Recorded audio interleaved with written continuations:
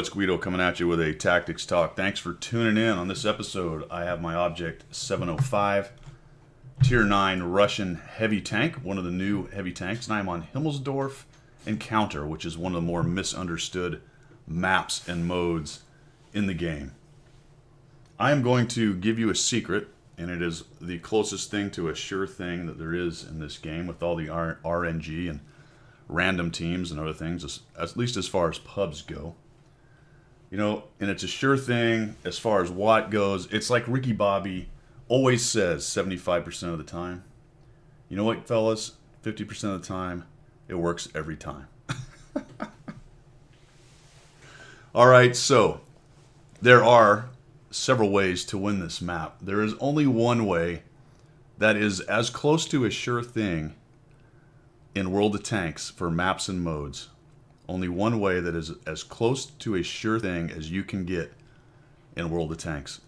And it is very simple, based on where you spawn, how small the map is, where the cap point is, and it is this. I think a lot of you know this. It's not really a big reveal, but I have to ask, why do people still insist on going down to the cap? Because the sure thing is drive your rear end up the hill with as many tanks as possible. Swarm whatever the enemy team brings up and win the game. If they bring up most of their team, then you have most of your team. Kill them off, go down to the cap, take care of the one lone guy that's on the cap, or the two lone guys that's on the cap. Or if you have a situation like this, where at the very beginning I said, hey fellas, swarm the hill. At which point a good number of my fellas did. Now I actually have a pretty good force down south in what I've heard called the Banana Road. I hadn't heard that until just recently. We call it Tank Alley, or at least I call it Tank Alley. Let's show you what I'm doing with my camera there. But I got enough guys up here to beat their tanks on top.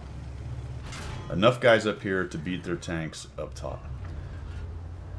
If they had sent that M449, Tier 9, whatever that French guy is up here, and maybe their Tier 9 medium, I'd probably be in a lot of trouble up on top. In fact, they'd have probably won this game, because I didn't really bring very much.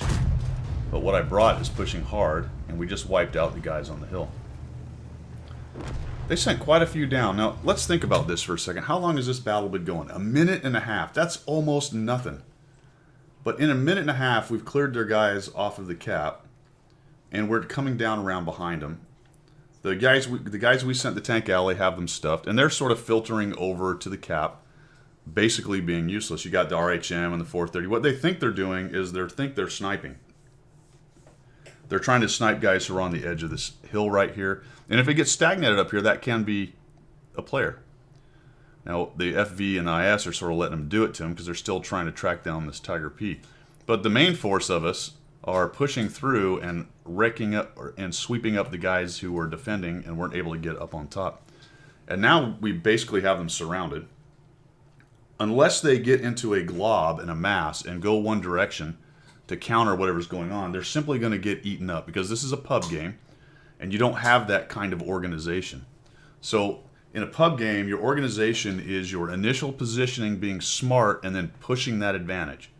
That is as much organization as it gets. And the longer the game goes, the less and less organization you can count on.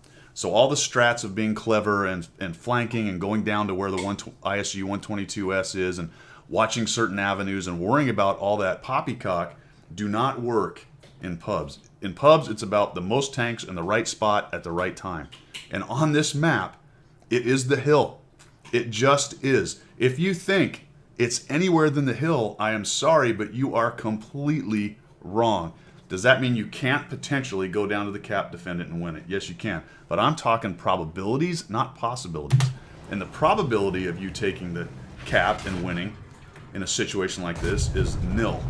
Okay, it's not nil. You got me. It's near zero, though. It is very near zero. What you're going to see is the French Tier 9 is going to go down there and have himself a pretty good day, beating up on 8s and other things, and that's what I'm doing.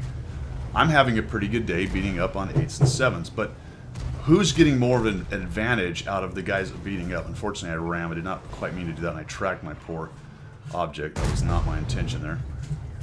Apologize to him after the game. So like I was saying, who's getting the bigger advantage out of it? Well, we are at this point. Look, we're starting to eat up guys piecemeal. We're together. We came off the hill together in a pretty good force, and we are rocking these guys' world. I am getting tracked every single shot. It's incredible. So we get the IS out. WZ's sitting there. I think he's just, and I'm tracked yet again. Unbelievable. You know, let me just sidebar here. I try to do that too, but I can hit tracks and not break them. I can get the critical hit, but not do enough module damage. I cannot figure that out. Maybe that is my conspiracy theory of World of Tanks, that good players get tracked more. I don't know. And we don't get any RNG. Except for that one right there. That was unbelievable. Holy cow. That went exactly where my pipper was. For once. That guy's bumming too. He's probably thinking, how on earth? So we'll come around here, take that dude down. And you can see how it's starting to roll up, right? Unfortunately for us, we had the Tiger P and the IS and the Patton are sitting up there playing Sniper Boys. I'm not really sure what all that's about. Let's try to get this guy. Holy cow, RNG is my friend. RNG loves me. So I put another hit on him. Watch this RHM disappear. The OO takes him down. And this is what is known as being destroyed in detail. They're just going down hard. So they've got their 2 tier 9s. And when I show you the numbers after this, you're going to see that they both had a pretty good game numbers-wise. The M451's not a really great player. The Object 430 guy is a pretty good player, is competent. And the problem with, saying, hey, they had a good game is the fact that, yeah, they had a good game, but, yeah, take a hit in the side. It was all damage that didn't matter, right? It's a great example of damage that simply did not matter. Try to ram or hit this guy, see what happens there. There we go, so we bounced that last one. And I'm not able to get in there. The IS and the M46 and the Tiger P end up tracking down the 430 in the corner down there and killing him. So just to recap, the hill on this map is absolutely critical. I didn't particularly like the way we went after it initially, but the good news is that the Reds brought up less, right? And it was pretty even other than me, the tier 9 that went up there, the heavy, and just rolled over those guys, came around the corner. I saw what was happening. I could tell that their big boys weren't there. If they hadn't come up in the first about 30 seconds, that's when I just pushed around the corner and said, you know what, guys, let's just roll these dudes over. Huge advantage. Come down as a glob down the hill and start sweeping up all these guys coming in from behind them, because more than likely they're not going to be organized enough to set up any kind of defense. And there you go. Probably the closest thing to a sure thing in World of Tanks. Just learn it. The hill is pretty much everything. Now I'll probably get all kinds of comments and people coming back with, well, what if this, what if that? Yeah, you need somebody down on the cap to reset. If you get stuck on the hill and there's a guy on cap, you can lose. Got it. Noted. Got all of that. But I'm talking about probability. I'm talking about playing the odds. And guess what? There's one other little caveat about this that I always say, because I'm talking to you. I'm trying to get you better. I'm not talking to the clown who drives down to the encounter or down to the cap point. And what I mean by that guy's not watching these videos. He's not thinking about this. That guy is always going to be on your team. You will always have that guy. And he will wander down there and he will do the whole reset the cap thing. And it might even be that on occasion he's kind of critical to winning because he does get a reset in, or he keeps them busy enough that they don't jump on the cap and win the game.